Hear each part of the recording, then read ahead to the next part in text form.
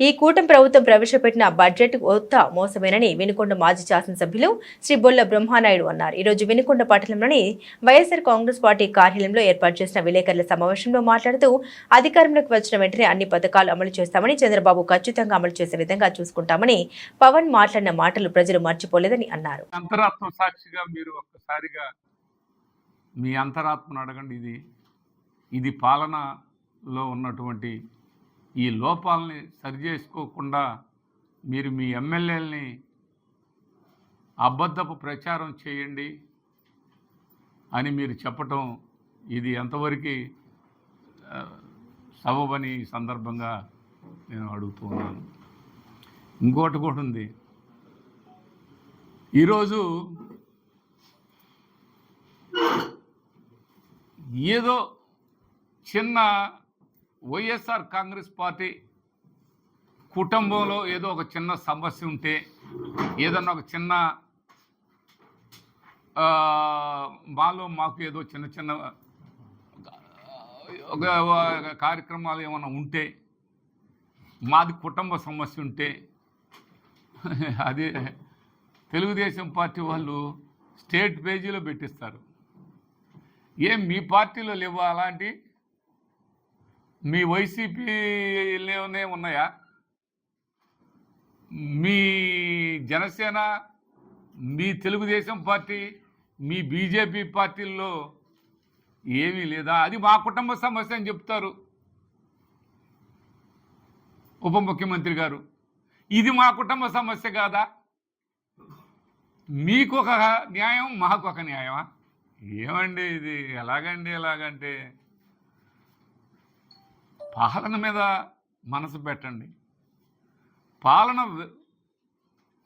అనేదాన్ని పక్కన పెట్టి కక్షలు, వినుకొండలో అమాయకుల్ని అందరినో పోలీస్ స్టేషన్కి తీసుకెళ్ళి కొడితేనే ఒప్పుకుంటాం,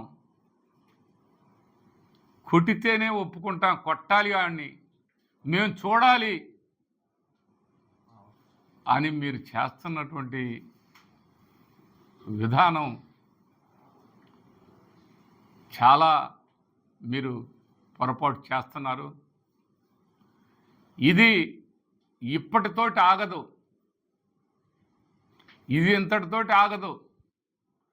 4 సంవత్సరాల నాడు గట్టు కాడో చేను కాడో తగాదాడుకున్న వాటిని కూడా ఇవాళ తీసుకొచ్చి వాళ్ళని లోపలేసి ఆ విధంగా కొట్టిస్తున్నారే, ఆ పాపం ఊరికే పోదు.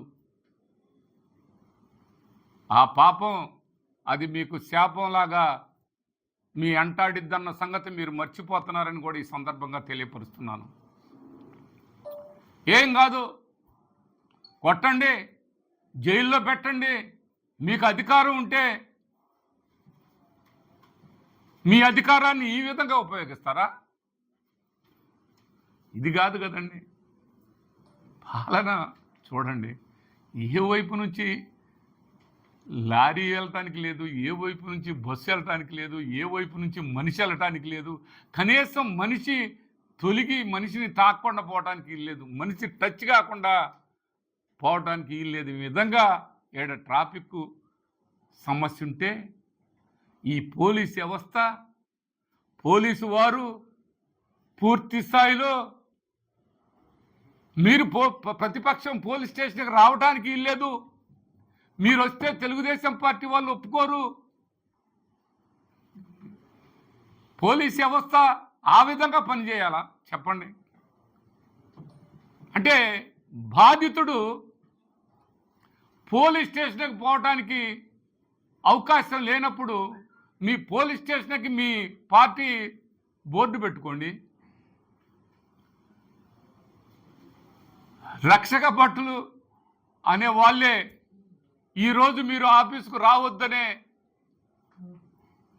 ఎదుటి పార్టీ వాడు రావడానికి లేదు, ఎవడో సామాన్యుడు పోలీస్ స్టేషన్కి రావడానికి లేదు. వస్తే మాకు తెలుగుదేశం పార్టీ నుంచి ఒత్తిడి వస్తుందని మీరు డైరెక్ట్గా మాట్లాడుతున్నారంటే పోలీస్ వ్యవస్థ అసలు ఉందా?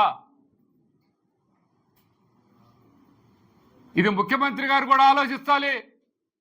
సామాన్యుడు పోలీస్ స్టేషన్కి పోవడానికి ఇల్లేదా? వైసీపీకి ఎవరన్నా ఓటు వేసినటువంటి వాళ్ళు ఓటర్ కూడా అక్కడ పోవటానికి లేదా? ఇది ఎక్కడికి అన్యాయం అండి? ఈ అన్యాయాన్ని ఒకసారి ప్రజలు చూస్తూ ఉన్నారు. ప్రజలు ఇవన్నీ కూడా గమనిస్తూ ఉన్నారు. మీరు